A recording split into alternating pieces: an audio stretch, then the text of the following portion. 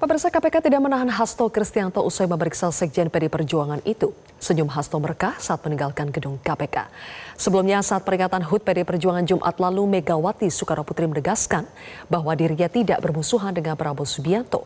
Mega juga bercerita soal obrolannya dengan Presiden sekaligus Ketua Umum Partai Gerindra tersebut. Apakah telah terjadi deal politik yang berdampak pada kasus hukum Hasto?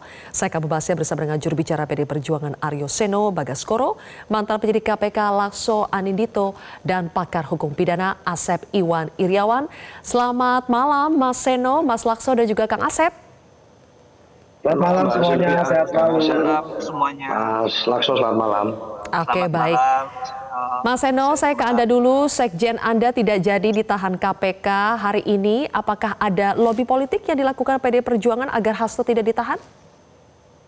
Loh, saya nggak ngerti juga ada informasi dari mana bahwa pasti akan ditahan. Artinya kan memang harus ada proses yang terjadi di situ. Dan kemudian hari ini kami menjalankan sesuai dengan jadwal yang ditentukan oleh KPK. Pak Hasto datang sesuai dengan waktu yang ditentukan, memberikan keterangan bersama dengan tim kuasa hukum yang ditugaskan, dan juga menjalankan prosedur hukum sesuai dengan komitmen selama ini, bahwa kader-kader PDI Perjuangan adalah kader-kader partai yang taat asas dan senantiasa menghormati proses hukum yang berlangsung. Kita tentu akan sangat bahagia kalau kemudian proses hukum ini memang benar-benar profesional, tidak ada titipan, tidak ada kemudian permainan-permainan lain selain murni penegakan hukum, dan tentunya kita menggunakan hak-hak kami. Maka Pak Hasto Kristianto pada saat beberapa hari yang lalu juga sudah mengajukan upaya hukum dalam bentuk permohonan untuk sidang pra-peradilan. Itu kami akan menunggu dan menghormati bagaimana keputusan KPK. Tapi yang pasti yang cukup menarik tadi dari catatan kawan-kawan wartawan dan juga dari yang hadir di lokasi, pada saat Pak Hasto datang ke KPK itu hujan deras. Kemudian diperiksa selama 3,5 jam di dalam, dan pada saat keluar pulang hujannya lalu reda, lalu kemudian langitnya cerah. Jadi ini suatu pengamatan yang terjadi di lapangan secara empirik. Itu Mas Silvia. Mas Seno, kaitannya dengan cuaca yang akhirnya cerah setelah hujan deras, apakah itu ada kaitannya karena hari ini juga PDI Perjuangan di Jawa Tengah mengumumkan bahwa mencabut gugatan Pilkada Jawa Tengah? Apakah itu bagian yang akhirnya membuat hari ini cerah cuacanya untuk Mas Hasto? Saya rasa enggak lah ya, itu dua hal yang terpisah. Di Pilkada kita juga all out fight semuanya, di Jawa Tengah, di Jawa Timur, di berbagai daerah Pilkada semuanya kita berjuang total. Tapi saya masih mencoba untuk mengkonfirmasi ke teman-teman tim hukum di Jawa Tengah. Saya juga baru tahu informasinya sore hari ini bahwa ada pencabutan gugatan di Mahkamah Konstitusi. Tentunya nanti kita akan menghormati apapun keputusan dari tim internal maupun tim hukum dari Pak Andika dan Mas Hendi. Itu dua hal yang terpisah, tetapi kalau berkaitan dengan kasus hukum yang sedang dihadapi oleh Pak Hasto Kristianto. Itu Mbak Silvia. Baik, saya kembali lagi ke elemen hukumnya di sini. Mas Lakso, sebagai mantan penyidik KPK, apakah Anda heran Hasto tidak ditahan hari ini?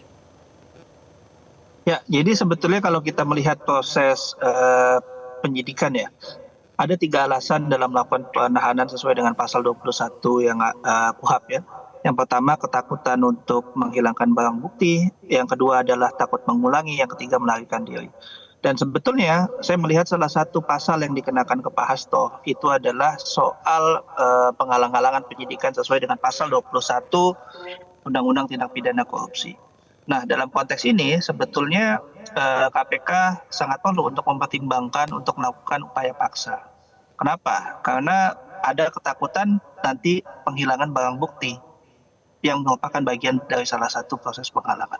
Saya tidak mengomentari apakah harus ditahan sekarang atau tidak, tapi saya mengingatkan kembali KPK mengenai klausul ini.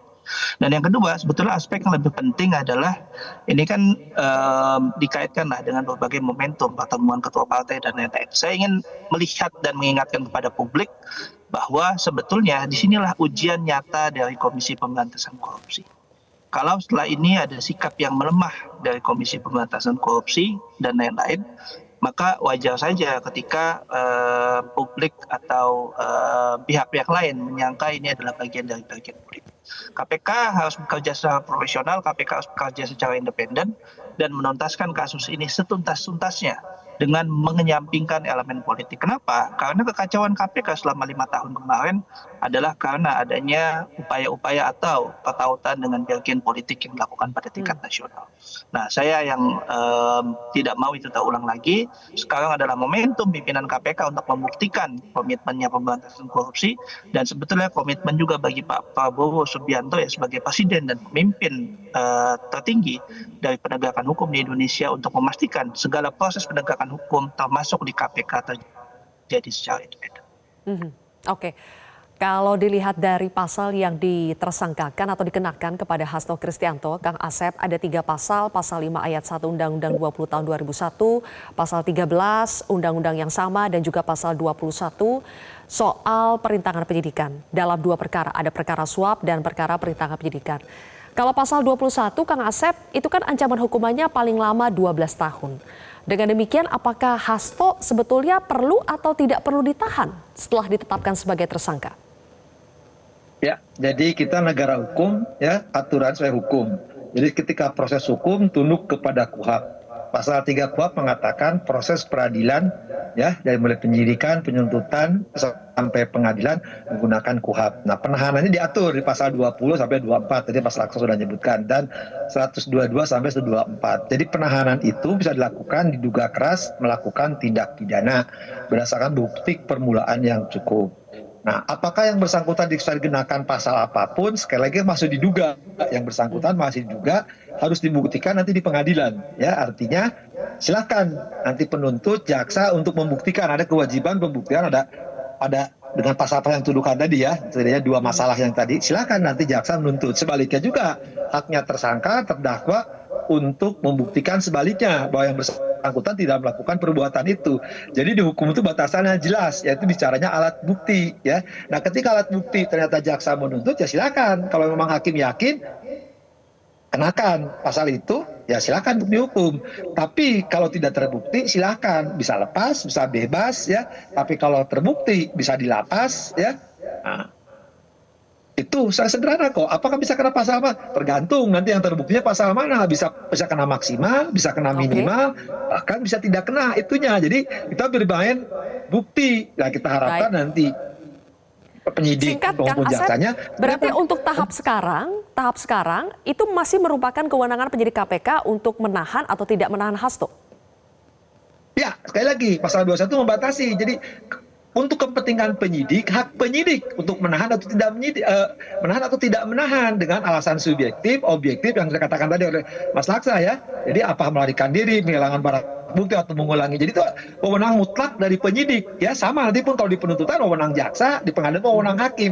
Jadi penahanan itu sekali lagi untuk kepentingan pemeriksaan itu dengan alasan tadi, ya, 21 atau ancaman pasalnya lebih dari 5 tahun atau pasal-pasal tertentu atau hal 3 yang disebut tadi, ya.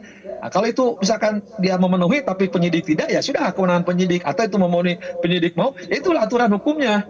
Baik. Gampang kok. Oke.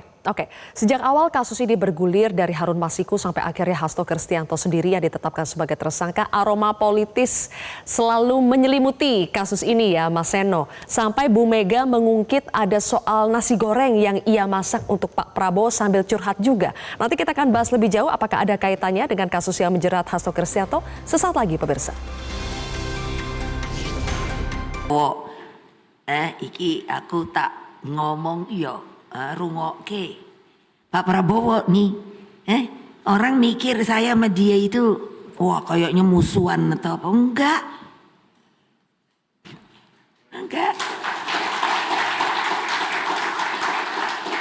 Nah, tapi saya bilang, Mas, kita kan boleh dong, saya ketua umum, kamu ketua umum. Kalau kamu dibegitukan, melihat anak buah kamu dibegitukan, apa rasanya sebagai ketua umum? Pasti perasaan kita sama. Bukan sombong. Nah, padahal dia senang saya masakin nasi goreng.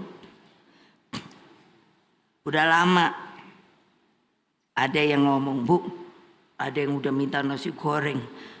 Minta nasi goreng. Loh aku lagi mumet, anak-anakku banyak yang nggak jadi.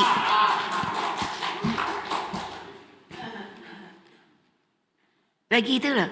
Loh memangnya nggak boleh? Ya boleh lah. Tapi kan prinsip, Mas, bene wae aku nang kene wae, situ sono rame-rame.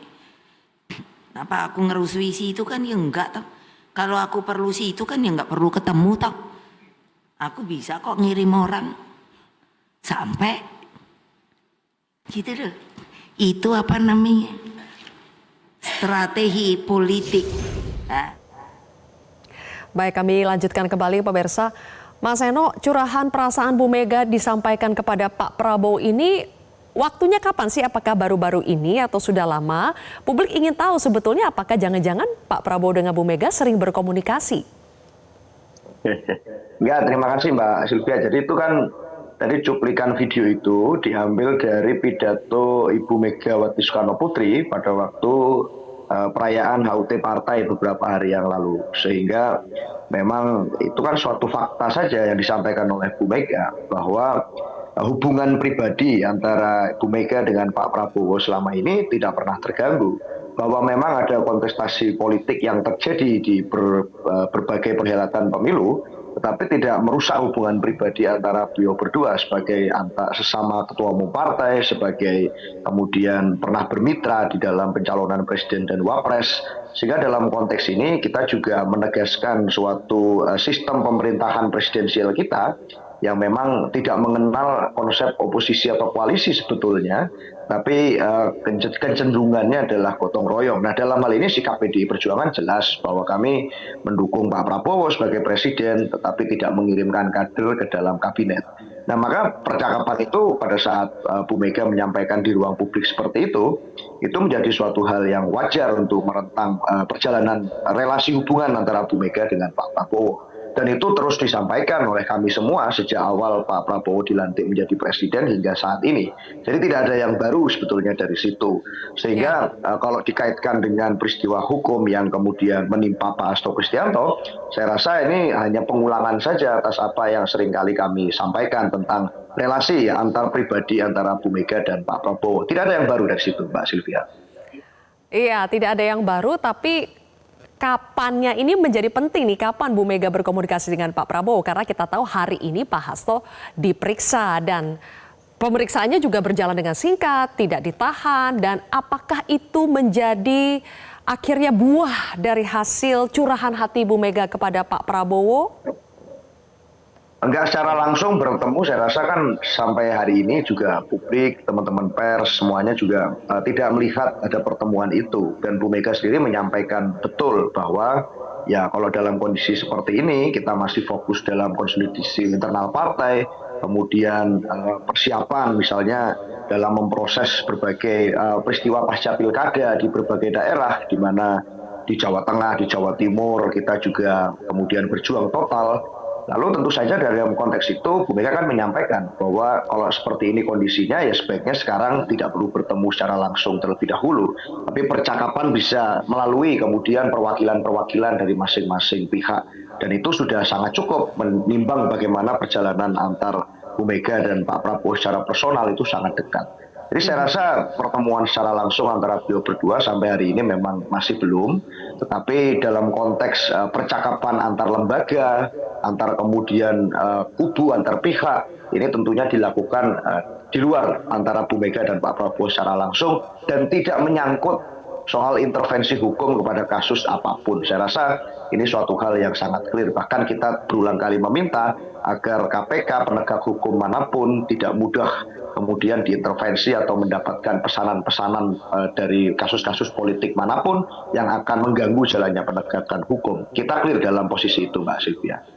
Saya harus tanya ke Mas Lakso, kalau Mas Eno menganggap bahwa KPK tidak akan mudah diintervensi, kita tahu sekarang juga KPK sudah berganti, semuanya dengan kepemimpinan baru, tapi dari awal kasus ini bergulir, campur tangan politik dengan hukum saling berbaur ini, Mas Lakso. Jadi apakah Anda masih yakin bahwa KPK saat ini memang betul tidak bisa diintervensi sekalipun harus menangani sosok sekaliber Hasto Kristianto, Sekjen PDI Perjuangan? Ya, jadi yang pertama ada 3 hal yang saya sampaikan. Yang pertama, kita harus meyakini bahwa salah satu upaya yang membuat tindak pidana korupsi itu menjadi luar biasa adalah intervensi. Kita memahami itu kenapa KPK contohnya didesain dengan one rope enforcement system. Penyelidik, penyidik, sampai dengan jaksa semua ada di satu atap. Itu kan sebetulnya upaya untuk menjaga agar independensinya bisa dijaga. Nah, tapi dalam konteks ini, intervensi ini itu sesuatu yang sangat sulit untuk betul-betul bisa dilihat secara kasat mata. Karena memang itu bermain di ruang gelap. Nah, bicara dengan terkait dengan hal ini, saya akan bicara hal yang kedua. Hal yang kedua adalah sebetulnya sejak awal yang membawa ini menjadi isu adanya intervensi politik dan lain adalah PDIP itu sendiri. Kita melihat sejak awal bahwa pernyataan Pak Hasto Kristianto itu menyatakan bahwa kasus ini penuh dengan intervensi, kriminalisasi, politisasi, dan lain-lain. Nah, dari sana saya sebetulnya malah mempertanyakan sebetulnya sikapnya ini seperti apa. Tapi saya tidak mau masuk ke ranah sana karena memang sebagai insan politik sah-sah saja sikap-sikap yang dilakukan oleh elemen-elemen politik tersebut. Tapi yang ketiga, ini yang paling penting yang saya ingin ungkapkan bahwa sebetulnya pasca pimpinan baru ini terpilih, kasus Hasto Kristianto adalah menjadi percontohan untuk melihat apakah ke depan KPK masih bisa independen atau tidak. Ketika kasus ini nantinya entah melalui peradilan atau upaya apapun menjadi terhenti, maka wajar publik mempertanyakan kembali mengenai kemampuan KPK untuk bertindak independen dan komitmen Presiden untuk menjaga independensi KPK ke depan. Jadi saya melihatnya 3 hal itu, Mbak, yang menjadi poin penting.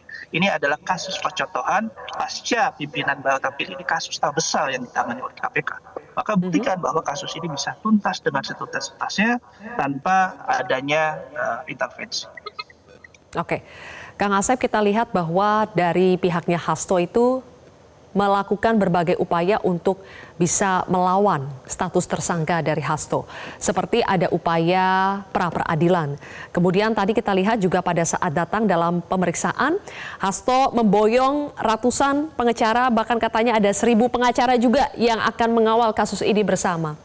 Apakah semua upaya ini, terutama kalau kita bicara dari aspek jumlah pengacara dulu ya, Kang Asep, itu mau seberapa banyak atau sedikit, apakah akan berpengaruh terhadap sebuah kasus? Ya, tidak menentukan. Mesti juta pengacara, kayak mesti 1.000 pengacara, kan bicaranya bukan bicara jumlah pengacara, bukan bicara orang, tapi bicara bukti. Maka saya bilang hukum itu kan bicara bukti, ya, bukan bicara narasi. Makanya saya lebih senang nanti di pra-peradilan itu kan, nah, tinggal kan karena yang ajukan pra-peradilan Pak Hasto dan kawan-kawan dengan tadi ratusan pengacara, ajukan aja bukti itu seterang-terangnya. Malah saya lagi mendambakan ya kan yang dijanjikan oleh Pak Hasto ada video apalah gitu. Kalau saya senang video porno pada video porno gitu kan. Ajukan aja semua. Jadi publik pun tahu nih kan transparansi. Pengadilan itu kan imparsial, independen, buktikan hadir itu nanti kita tonton rame-rame ya. Jadi kapan kok itu? Sebaliknya juga pihak KPK buktikan bahwa dia juga tidak bisa diintervensi. Tapi kan seharusnya seluruh penegak hukum itu kan imparsial, independen. Tapi faktanya bahwa ada penegak hukum diintervensi, kita menyaksikan hampir setiap di penyidikan kita kasus. Kalau apalagi kalau dengar cerita ini kan dulu ketua KPK lama bla bla bla lah. Maka nanti buktikanlah di peradilan penetapan tersangka itu karena tanda petik usaha lain di luar produk yuridis, tapi ada alasan politis atau alasan buktikan. Nah, begitu pula nanti sampai di kalaupun nanti sampai di pengadilan peradilannya misalkan tidak dapat terima atau ditolak, nah kita ikuti lebih hemat kita di pengadilan, artinya bicara bukti. Kita akan lebih senang nanti masing-masing pihak itu ya mengajukan sangkaan dari KPK sampai nanti jaksa, ini loh buktinya. Sampai juga sangkalannya dari pihak Hasto kan, ini loh sangkalannya, ini buktinya. Nah, publik kalau nggak bisa dibohongi, nalar publik itu nalar logis. Baik, kalau begitu. Terima kasih Kang Asep atas analisa hukum Anda. Terima kasih. Kemudian juga Mas Lakso, Mas Eno, terima kasih sudah bergabung bersama kami di Prime Time. Sama-sama, makasih Mas Eno.